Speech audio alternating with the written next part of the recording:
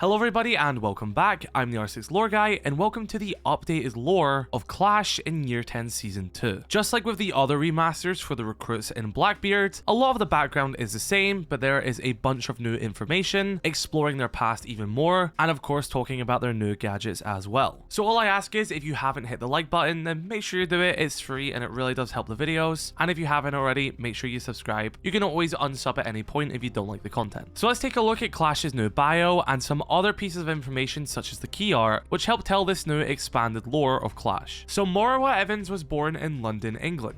As of now, she is a part of the wolfguard squad led by Captain Doc, but let's jump into her past and take a look at her time in the Metropolitan Police and even before that. So this bio starts with a quote by Clash saying, "Change will come if you're willing to fight for it." Reading on, it says, "At a young age, Morowa Evans became fixated on helping people. She spent her teenage years leading protests for social change, which would often result in violent clashes with the police and counter-protesters, landing her in juvenile detention on multiple occasions. It took the death of her mentor, Trey Pearson, who was killed by mass rioters whilst trying to protect a local shop, to show her she needed a different way of accomplishing her goals. This led Evans to join the Metropolitan Police Service in hopes of making a difference from within the system." Trey's name will also appear further in this bio in her new specialist profile, and there's also a reference to him in her new key art, but we're going to talk about that when we get to the next point relevant to him. Reading on, it says, "Evans thrived in her new position, eventually becoming a detective constable and earning herself the Queen's Police Medal for exceptional bravery.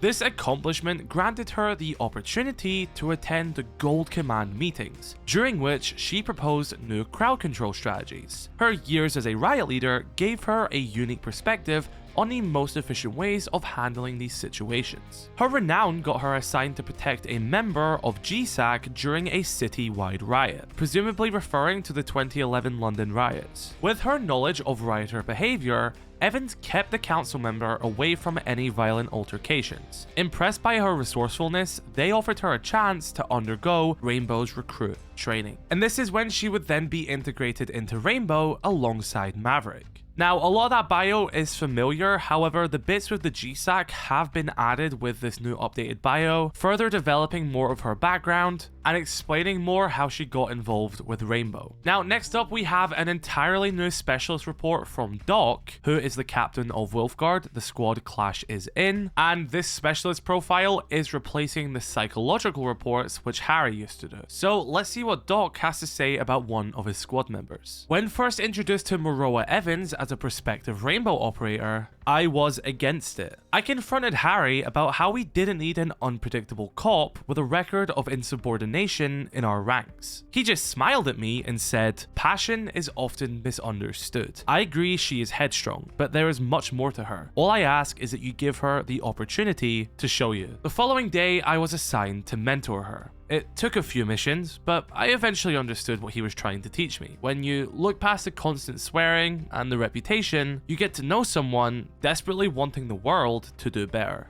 Someone afraid to show weakness, who uses anger as a shield and refuses to let anyone pass without a fight. We talk a lot now, and Evans occasionally shares stories from her past. Looking back, she would have been less confrontational with the older officers that held her record against her. All those disciplinary reports made her have to work even harder to prove herself. If it hadn't been for her unit vouching for the strength of her character and her importance to the team, those reports could have cost her her career. I once asked Evans what her old mentor, Trey Pearson, had tried to teach her. She couldn't find the words to tell me, but since then, she started a foundation in his name to teach children non-violent ways of helping their community. She's never been great at communicating her feelings, but she always finds a way to show you what she means. I'm not too proud to admit, but I was wrong to ever doubt her place in Rainbow." So that was the specialist profile by Captain Doc of Wolfguard, and the reason I wanted to also wait to talk about Trey Pearson is because if we now look at this brand new key art for Clash, which is presented alongside her bio, we can see that there is a poster for the Trey Pearson Foundation.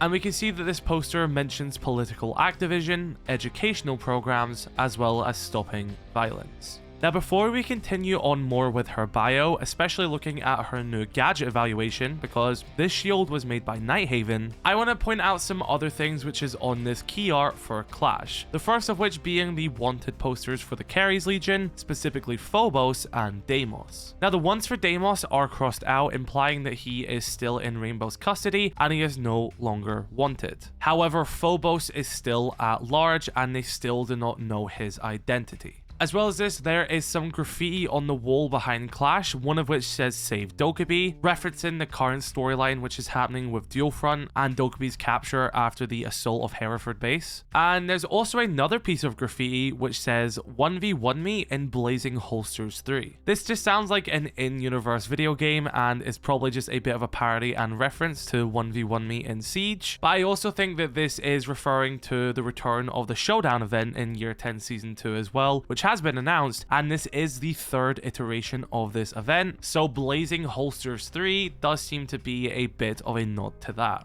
We of course see Clash facing off against Carry soldiers, joined by two other operators as well. The one on the left seems to be Thatcher, and I presume the one on the right is another SAS operator, maybe Sledge or Mute, to sort of keep the theme of the British operators. Based on the location as well, this does seem to be by Hereford base or somewhere in beautiful sunny England. There's also another piece of graffiti at the top left which says Monochrome 9. I also think this is just another reference to Rainbow Six, sort of being the inverted version of Rainbow Six, because 6 upside down is 9 and monochrome is a single color compared to a rainbow which consists of many. So those are some of the details I was able to spot on Clash's new key art. Let's continue reading her bio, where we can look at her training. We have the Territorial Support Group, which is the TSG, which is a unit of the Metropolitan Police focused on public order policing and other specialist areas. We also have the Specialist Firearms Command, which is the SCO-19. This is pretty self-explanatory. This is the Firearms Command of the Metropolitan Police, in which Clash was a part of. And she also went to Hendon Police College, which is a police academy in London. We also have her relevant experience. We have the 2011 London riots. I referenced this earlier when I was talking about Clash protecting the GSAG member, assuming that this was the same riot, which it most likely was considering how big in scale it was. I was 9 years old in 2011 and I remember it still being all over the TV. That's how big these riots were. She also worked the 2012 London Olympic and Paralympic Games. I also remember being really involved with this as well in my school, and we even got to see the Olympic torch pass us, which was a really fun moment. But yeah, this is the Olympics. It's a massive event, so there's going to be a lot of police presence, and she was one of them. Operation Trident is also mentioned as well, which was a Metropolitan Police unit set up originally back in the 90s to tackle black on black crime. It would go through some changes over the year and expand more to just gang crime in general across the board. This would involve a lot of stuff which Clash is trying to do with her Trey Pearson Foundation, of enlightening younger people and trying to get them away from crime to overall benefit their lives and the community. Very fitting for Clash given what she has set up herself with the foundation. Right, let's take a look at her brand new gadget evaluation of her CCE shield Mark II. The original shield was created by both Mirror and Twitch and was the version we played as before the remaster, but the Mark II version has been upgraded by Nighthaven thanks to OSA and the QCR department, further showing why it's important that Rainbow and Nighthaven are working together once again. Let's see what OSA has to say about the CCE shield Mark II. I was surprised to see the crowd control Electro shield, the CCE shield, sitting on my desk with a letter from Mirror the other day. According to her message, she hit a wall trying to innovate on the old gadget, and with several of her team members having died in the attack on Hereford, she no longer had the support she needed to work through the problem. Mirror was overthinking the issue. Her notes describe her attempts at reinventing the CCE shield when she should have been optimizing it. The core design was the ideal starting point. I reutilized the bulletproof polycarbonate, Faraday mesh integration, and multifunctional deployable panels from the original model. However, this time, I implemented the shield skeleton in a way that allows it to stand independently. Now, Clash can choose whether her shield is needed to protect the team or better utilized in creating a choke point or outright blocking a path. In addition, I installed a remote activation switch into the charge field generator, making it usable at a distance. I'm sure Specialist Pichon will protest this change, but I decreased the overall electrical output to avoid overloading the system. Coupling these new elements together with what was already there will help make Clash and the CCE Shield Mark II just as dangerous together as they are apart. And so everybody, that was Osa, Nighthaven's QCR lead, talking about the upgrade she made to Clash's CCE Shield, now known as the Mark II.